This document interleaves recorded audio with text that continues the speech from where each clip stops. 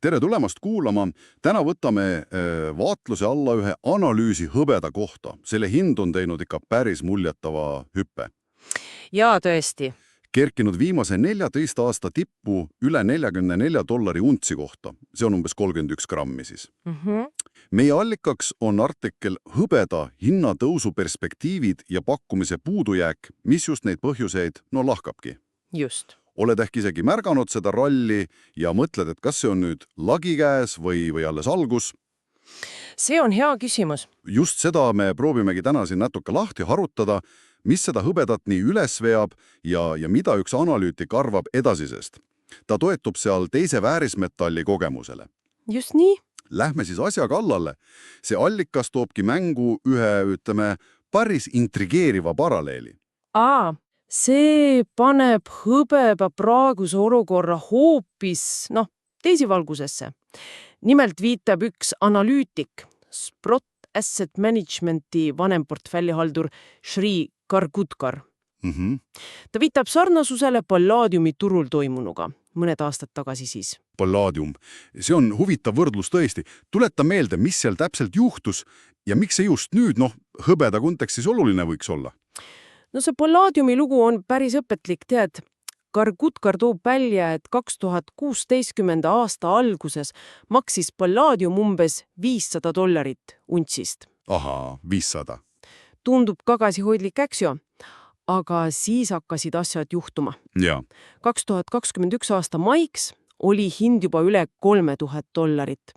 Ja lõplik tipp saabus 2022 aasta martsis täitsa uskumatuna tunduv $3425 untsi kohta. Uskumaku. See teeb siis 6 aastaga ligi 600% tõusu. Just. See on tema argumentatsiooni tuum. Ta usub, et hõbeda praegune ralli on alles, algusfaasis. Just nagu pallaadiumiga oli seal 2016 aastat paiku. Okei. Ja kui me vaatame, mis pallaadiumi hinna nii lakke lennutas, siis see paralleel muutub veelgi kõnekamaks, eks ole? Selge, mis võtmetegur pallaadiumi puhul siis oli, mis selle plahvatuse põhjustas? Peamine põhjus oli ikkagi fundamentaalne tasakaalustamatus, just pakkumise ja nõudluse vahel. Aha. Kargutkar selgitab, et aastatel 2012 kuni 2016 kasvas pallaadiumi nõudlus järjepidevalt, aga pakkumine, see mida kaevandustest kätte saadi, see püsis praktiliselt paigal. Nii et nõudlus kasvas, aga pakkumine mitte? Just. Ja huvitav on see, et hind ei reageerinud sellele kohe. Turg magas justkui maha selle kasvava lõhe. Kuni siis millegi läks investoritel see kuulus lambipärn põlema? Täpselt nii Kargutkar seda kirjeldabki. Turg ärkas alles 2016 aastal. Siis hakati laiemalt taipama, et pallaadiumit lihtsalt ei jätku kasvava nõudluse katmiseks. Ja siis läks lahti? Siis läks lahti, jah. See arusaam vallandas ostu paanika ja hinna hüppelise kasvu. Just seesama dünaamika, pikaajalise pakkumise ja nõudluse tasakaalustamatus on praegu hõbeda puhul fookuses. See pallaadiumi lugu on päris hoiatav näide, aga kas hõbeda puhul on tõesti samad alused olemas? Vaatame seda pakkumise poolt. On siis hõbedaga sarnane lugu pakkumine ei jõua nõudlusele järele? Jah, see on Kargutkari analüüsi üks kandvamaid telgi. Ta möönab küll, et täpselt hinnata, kui palju hõbedat maapealstes varudes tegelikult on, see on keeruline. Kujutan ette. Aga fakt on see, et viimased 5 aastat on hõbeda turul valitsenud märkimisväärne defitsiit. 5 aastat juba? Jaa. See tähendab, et igal aastal on nootud rohkem hõbedat, kui kaevandused ja ka taaskasutus on suutnud pakkuda. 5 aastat järjest puudujäägi. Kui suurest puudujäägist me räägime siis? On mingid numbreid? On ikka. See kumulatiivne puudujääk viimase 5 aasta peale ulatub juba umbes 800 miljonit untsini. 800 miljonit, see on tohutu kogus ju. On. Ja prognoosid näitavad, et see trend jätkub ka sel aastal. Oodatav puudujääk on ligikaudu 187 miljonit untsi. Pikka veel suur number. Just. Ja Kargutkari sõnul hakkab see pikaajaline kujuv defitsiit nüüd lõpuks ometi hindu ülespoole suruma. Turg on justkui ärkamas sellele reaalsusele. Sarnaselt pallaadiumi juhtumiga 2 aastat tagasi. Aga kui see puudujääk on kestnud juba 5 aastat, siis miks turg alles nüüd nii tugevalt reageerib? Mida allikas selle kohta ütleb? On seal mingi viivituse põhjus? See on hea küsimus. Allikas ei lähe selle viivituse põhjustesse väga süvitsi, aga Kargutkar viitab, et turud ei pruugi alati kohe fundamentaalsetele muutustele reageerida. Eriti kui on olemas suured maapealsed varud, mis suudavad, lühiajaliselt seda puudujääki puhverdada. Soo, et varud on aidanud siiani. Just, aga mingil hetkel saabub murdepunkt, kus need varud vähenevad piisavalt või siis turuosaliste teadlikkus kasvab ja hind hakkab kiiresti kohanema. Palladiumi puhul võttis see ka mitu aastat, eks ju. Jaa, nii sa ütlesid. Nüüd tundub, et hõbeda puhul on see hetk kätte jõudnud. Ja kas on lootust, et see puudujääk võiks lähiajal kuidagi kaheneda, et pakkumine suudaks järgi jõuda? Kargutkari hinnangul ei paista sellele turudünaamikale kiiret muutust. Kahjuks mitte. Miks nii? Kaevanduste tootmisvõimesuse suurendamine võtab aega ja see nõuab suuri investeeringuid. Praegu lihtsalt ei suuda kaevanduste pakkumine selle kasvama nõudlusega sammu pidada. Selge. Ja ta rõhutab midagi olulist. Hõbedast on saanud maailma majanduse jaoks kriitilise tähtsuse vara. See pole enam lihtsalt ilus metall müntide ja ehete jaoks. Ei ole jah. See on tööstuslikult hädavajalik. Ja kui me paneme selle laiema pildi kokku, siis tähendab see, et need fundamentaalsed tegurid, see sügav lõhe pakkumise ja nõudluse vahel toetavad tugevalt hinna edasist tõusu. Selge pilt. Pakkumine on kitsas ja ei paista leevenevat. Aga kes seda hõbedat siis nii meeletult tahab? Kuhu see kõik läheb? Mis seda nõudlust nii jõuliselt kasvatab? Allikas toob välja 2 peamist ja, väga aktuaalset valdkonda. Esiteks, ja see on eriti kuum teema praegu, on energiasiire ja päikeseenergia. Päikeseenergia muidugi. Hõbe on absoluutselt kriitilise tähtsusega komponent fotogalvaanilistel elementides. Need on need päikesepaneelide sidamed, eks ole. Ja päikeseenergiast on saanud üha olulisem ja ka odavam alternatiiv fossiilkütustele. Nii et rohepööre sõna otseses mõttes särab hõbedaga. Vägagi tavalalt öeldud. Kuigi päikeseenergia ei pruugi alati tagada seda baaskoormust. Jah, seda pidevat voolu. Just, seda pidevat ja ühtlast energiat ööpäevaringselt. Aga see on energiaallikate kombinatsioonis ühe kähtamal kohal. Ja mis eriti huvitav. Ja. Kargutkar märgib, et suur osa sellest päikeseenergia nõudlusest tuleb just arenevalt turgudelt, eriti Indiast. Indiast? Huvitav. Jaa, India on selles valdkonnas tõusmas tõeliseks turuliidriks. See tähendab, et nõudlus ei tule ainult traditsioonilistest tööstusriikidest. See on oluline nüanss, tõesti. Aga mis on see teine suur nõudluse allikas? Mainisid 2. Teine suur valdkond on elektroonikatööstus. See on ajalooliselt olnud ja on endiselt hõbeda suurim kasutusala. Mõtleme õigele alates nutitelefonidest ja arvutitest kuni autode elektroonikani välja. Jaa, seda on igal pool. Aga siin juhib Kargutkar tähelepanu veel väga olulisele muutusele just viimastel aastatel. Mis muutus see on? See puudutab ettevõtete kapitaalikulusid, ehk siis investeeringuid põhivarasse. Selge.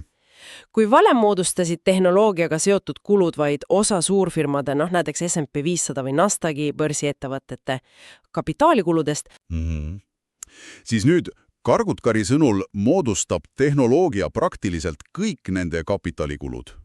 Praktiliselt kõik, mida see täpsemalt täheldab siis, see kõlab päris suurelt. See tähendabki seda, et investeeringud tehnoloogiasse, olgu see siis pilvandätmetöötlus, tehisintellekt, 5G-võrgud, elektrisõidukid või muu taolina, mis sageli hõlmavad ka hõbedat. Ja need ei ole enam lihtsalt üks valdkond, kuhu investeeritakse. Need on muutunud äritegevuse keskmes olevateks lausa hädavajalikeks kulutusteks. Nii et see pole enam valikuline investeering? Ei ole jah. See on elujäämise küsimus paljudele ettevõtetele. Ja see omakorda võimendab veelgi seda arusaama, et nõudlus hõbeda järele, mis on paljudes neis tehnoloogiates oluline, ei kao kuhugi, pigem kasvab. Ja see süvendab seda pakkumise nõudluse lõhet siis veelgi. Täpselt nii. Päris huvitav, kuidas hõbe on niimoodi sattunud justkui 2 suure globaalse trendi rohepöörde ja tehnoloogilise revolutsiooni ristteele. See paneb selle metalli tõesti hoopis teise valgusesse. See pole enam, vanaema hõbelusikate teema. Absoluutselt. See on muutunud strateegiliseks tööstusmetalliks ja see seotus tehnoloogiaga ja roheenergiaga on üha süvenev. See pole mingi ajutine nähtus. Aga see pole veel kõik.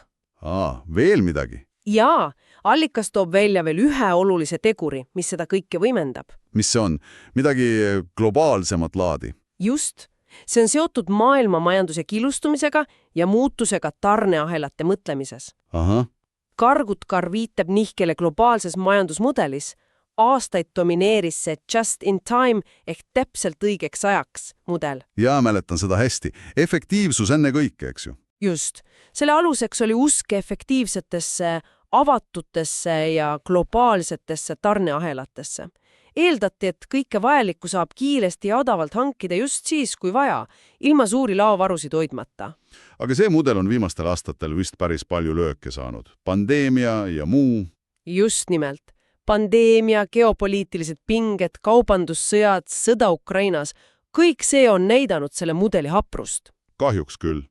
Nüüd liigutakse üha enam just in case ehk igaks juhuks mudeli suunas. Igaks juhuks. Ja see tähendab, et riigid ja ka suured ettevõtted rõhutavad nüüd palju rohkem siseriiklike või regionaalsete varude olemasolu ja tarneahelate kindlustamist. Soovitakse olla valimisvõimalikeks häireteks ja katkestusteks. Ehk siis varutakse kriitilisi materjale nagu hõbe igaks juhuks ette, et oleks olemas. Riigi piisavate varude olemasolul, et igasuguste turbulentsustega toime tulla, on oma hind. Ja see hind väljendub siis suuremas nõudluses juba niigi defitsiitse kauba järele. Jah, täpselt. See igaks juhuks varude loomine ja hoidmine tekitab täiendavat nõudlust hõbedale. See lisandub juba niigi tugevale tööstuslikule nõudlusele. Loogiline. Ja see võib omakorda avaldada täiendavat survet hinnale. Hoiab seda kõrgel isegi siis, kui kaevandamine peaks tulevikus veidi suurenema. See tõstatab laiemalt olulise küsimuse ressursside julgeolekust ja strateegilisest autonoomiast. Just. Riigid lihtsalt ei taha enam nii palju sõltuda potentsiaalselt ebakindlatest tarnijatest kriitiliste materjalide osas. Eriti kui need on vajalikud nii rohepöördeks kui ka tehnoloogia arenguks. Okei, võtame selle kõik nüüd kokku. Mida see sinu jaoks kuulaja siis tähendab? Kui me paneme selle pildi kokku, siis hõbeda hiljutise ja potentsiaalselt jätkuva hinnatõusu taga paistab olevat mitme teguri koosmõju. Esiteks, see sügav ja püsiv pakkumise puudujääk. See on kestnud juba aastaid ja meenutab seda, mis juhtus Palladiumiga. Just. Teiseks, väga tugev nõudlus kahes kriitilisest sektorist. Roheenergia, eriti päikesepaneelid ja laiemalt elektroonikatööstus, kus tehnoloogia osakaal ettevõtete investeeringutes aina kasvab. Täpselt. Ja kolmandaks, sellele kõigele lisandub see globaalne nihe tarneahelate kindlustamise ja strateegiliste varude suurendamise suunas. See igaks juhuks mentaliteet, nagu sa ütlesid. Väga hea kokkuvõte. Ja allikas läbi Kargutkari analüüsi rõhutabki seda, et see praegune hinnatase, isegi kui see on 14 aasta kõrgeim, ei pruugi olla veel kaugeltki lagi. Ei olegi lagi veel. Tema usub, et rallil on veel kasvuruumi. Ta viiab potentsiaalsele tõusule veel üle $6, praeguselt umbes $44 tasemelt. See viiks hinna juba väga lähedale ajaloolisele umbes $50 suurusele rekordile untsi kohta. Vau! Ja mis selle optimismi peamine põhjus siis on lühidalt? Peamine argument on see, et need tegurid, see fundamentaalne pakkumise nõudluse tasakaalustamatus ning hõbeda üha kriitilisem roll modernses majanduses, mida siis võimendab see geopoliitiline varude kindlustamine, need ei ole lühiajalised turukõikumised. Need paistavad olevat pikaajalised struktuursed muutused ja need toetavad hõbeda hinda ka pikemas perspektiivis. Turg näeb olevat alles hakanud need pikaajalisi trende täielikult sisse hindama. Selge pilt. Täname sind, et meiega koos sellesse hõbeda maailma süvenesid. Loodetavasti andis see põhjalikum arutelu sulle uusi mõtteid ja parema arusaama sellest, mis hõbeda hinda tegelikult liigutab. See on palju enamat kui lihtsalt investorkartused või kulla hinna kõikumine, eks ole? Just. Palju sügavamad põhjused. Ja lõpetuseks ehk üks mõttekoht, mis otseselt küll allikast ei tulene, aga millele see analüüs paneb mõtlema. Jah. Arvestades hõbeda keskset rolli nii olemasolevas kui ka tulevikutehnoloogias, elektroonikas, rohepöördes, lisaks teadaolevaid pakkumise piiranguid ja seda geopoliitilist trendi varusid koguda.